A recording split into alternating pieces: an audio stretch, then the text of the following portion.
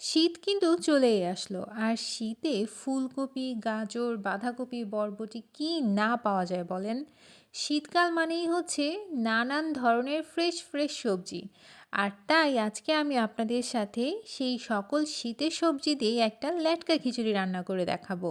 আসসালামু আলাইকুম everyone, this is Bhabna from food story by Sakib and Bhabna. শীতকাল যেহেতু চলে এসেছে, শীতের সবজি দিয়ে একটা লেটকা খিচুড়ির রেসিপি যদি নাই আপলোড করলাম তাহলে মনে হয় কি জানি মিস হয়ে গেল, তাই না?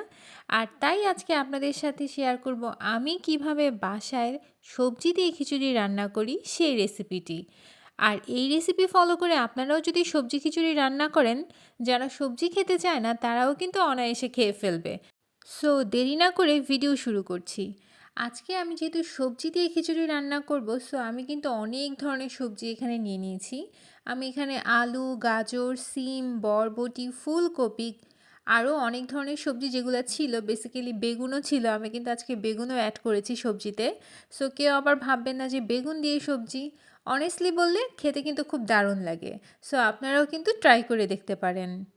আমি আজকে খিচুড়িটা রাইস কুকারে রান্না করব, সেই জন্য রাইস কুকারের প্যানের মধ্যে আমি কিন্তু পর্যাপ্ত পরিমাণে তেল দিয়ে নিয়েছি। অ্যান্ড এখন আমি এখানে অ্যাড করেছি কিছু গরম মশলা, যেমন তেজপাতা, দারচিনি, এলাচি। আপনারা চাইলে এই ক্ষেত্রে লংও ব্যবহার করতে পারেন, কিন্তু আমি আজকে করিনি। আর তারপর হচ্ছে পেঁয়াজ কুচি অ্যাড করে দিয়েছি। পেঁয়াজটাকে আমি একটুখানি নরম করে ভেজে নিব। বেসিক্যালি আমরা নর্মালি যখন চুলাতে খিচুড়ি রান্না করি, যে পর্যায়ে হচ্ছে পেঁয়াজটা একটু নরম করে রান্নাই তো করি। সো ওই জিনিসটাই হচ্ছে আমরা এখানেও সেম প্রসেসটাই ফলো করব। আমার পেঁয়াজটা যখন নরম হয়ে এসেছে ওই পর্যায়ে আমি এখানে দিয়ে দিয়েছি লবণ, আর হচ্ছে মরিচের গুঁড়ো, হলুদের গুঁড়ো, ধনিয়ার গুঁড়ো, জিরের গুঁড়ো এবং আদা বাটা, রসুন বাটা সব কিছু কিন্তু আমি এখন এখানে অ্যাড করে দিব।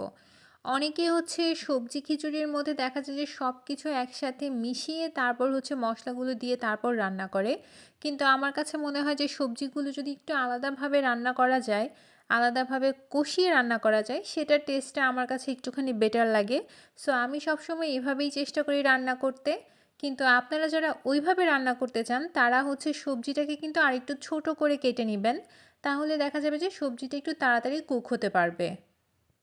আমি এখন মশলাগুলোকে একটু ভালোভাবে কষিয়ে নিব, মশলাগুলো যাতে পুড়ে না যায় সেই জন্য একটুখানি পানি আমি এখানে অ্যাড করছি। আপনারা কিন্তু খেয়াল রাখবেন যাতে মশলা কিন্তু পুড়ে না যায়, কারণ পুড়ে যদি যায় মশলাটা তাহলে সেই টেস্টটা কিন্তু অতটা ভালো হয় না। তাই একটুখানি পানি অ্যাড করে আবার একটুখানি নেড়েচেড়ে দিতে হবে। যেহেতু আমি রাইস কুকারে রান্না করছি, রাইস কুকারে কিন্তু দেখা যায় যে আমরা যখন রান্না করি, তো এটার যখন রান্নাটা আসলে, যেহেতু এটা রোবট, সো হয়ে যায়, তখন কিন্তু এটা আসলে কুকিং প্রসেস থেকে ওয়ার্ম যে প্রসেসটা আছে ওই প্রসেসে চলে আসে। সো আপনারা যখন দেখবেন যে এরকম হচ্ছে, তখন 5-6 মিনিট পরে আবার যখন কুকিং অপশানটা ক্লিক করবেন তখন হচ্ছে কুকিং অপশানে কিন্তু চলে আসবে। সো এইটা নিয়ে টেনশনের কিছু নাই। অনেকেই বলে যে এইজন্য হচ্ছে রাইস কুকারে খিচুড়ি, বিরিয়ানি এই ধরনের জিনিসপত্র রান্না করতে চান না।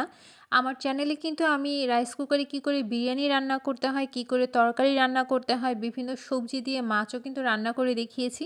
সো আপনারা চাইলে একটুখানি চেক আউট করে আসতে পারেন।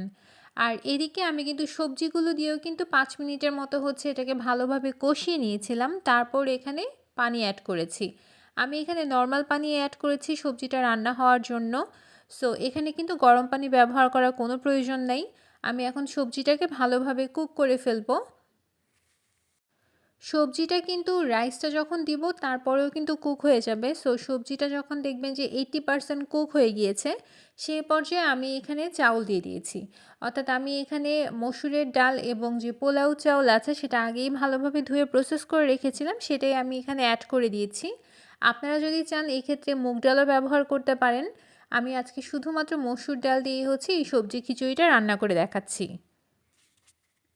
আমি কিন্তু সবজি খিচুড়ির মধ্যে আরেকটা মশলা অ্যাড করেছি। আমি আপনাদেরকে কিন্তু দেখিয়ে দিয়েছি। সেটা হচ্ছে রাঁধুনি মাংসের মশলা। হ্যাঁ, দর্শকবৃন্দ, আপনারা যদি চান তাহলে এই মশলাটা কিন্তু এখানে ব্যবহার করতে পারেন। আসলে এই মশলাটা ব্যবহার করার কারণে সবজি খিচুড়িটা কিন্তু খেতে আরেকটু বেশি ডেলিশিয়াস লাগে, আরেকটু বেশি মজা লাগে। সো যখন আপনারা এই মশলাটা ব্যবহার করবেন, তারপরে হচ্ছে আপনারা একটুখানি নেড়েচেড়ে যে গরম পানিটা আমরা আসলে করে রেখেছি, সেই গরম পানিটা হচ্ছে এখানে দিয়ে দিতে হবে। আর এই তো আমাদের রান্না কিন্তু অলমোস্ট ডান। আমি এখানে একটুখানি টেস্টটাকে আরেকটু এনহ্যান্স করার জন্য ম্যাগি যে ম্যাজিক মশলাটা আছে সেটা অ্যাড করেছি এবং সাথে অ্যাড করেছি কাঁচামরিচ।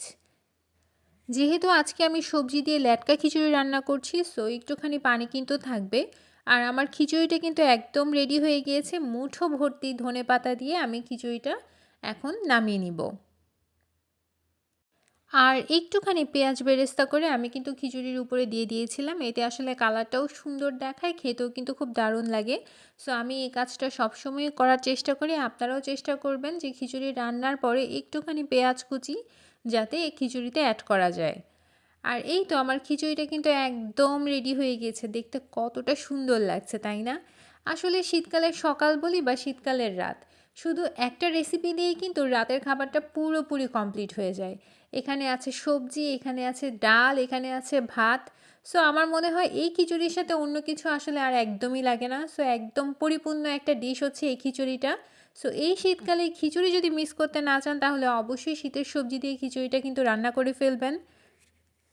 আর আজকে এই খিচুড়ির সাথে আমি সার্ভ করেছি বেগুনি এবং পেঁয়াজু। এই ছোট, ছোট মিনি, মিনি পেঁয়াজুগুলো কিন্তু আসলে খেতে খুব দারুণ লাগে আর খিচুড়ির সাথেও খুব ভালোভাবে মানিয়ে যায়। সো আপনারা যদি চান তাহলে আমি আপনাদের সাথে এই পেঁয়াজুর রেসিপিটা শেয়ার করতে পারি। আর দেখতেও কতটা সুন্দর লাগছে, তাই না? একদম পারফেক্ট। রাতের ডিনার হোক বা সকালের নাস্তায় এই ধরনের রেসিপি যদি থাকে তাহলে মনে হয় আর অন্য কোনো কিছুই লাগবে না। সো আজকের ভিডিওটি কেমন লাগলো আপনাদের সবাই কিন্তু আমাকে অবশ্যই জানাবেন। আর আমার চ্যানেলটা যদি আজকে আপনি প্রথম দেখে থাকেন তাহলে প্লিজ সাবস্ক্রাইব করবেন। আর পুরাতনদের জন্য তো রয়েছে অনেক ভালোবাসা। আজ এই পর্যন্তই। সবাই ভালো থাকবেন, সুস্থ থাকবেন অ্যান্ড হ্যাঁ, অবশ্যই আমার চ্যানেলের পাশে থাকবেন আর মোস্ট ইম্পর্ট্যান্টলি খাবার অপচয় করবেন না। আল্লাহ হাফেজ।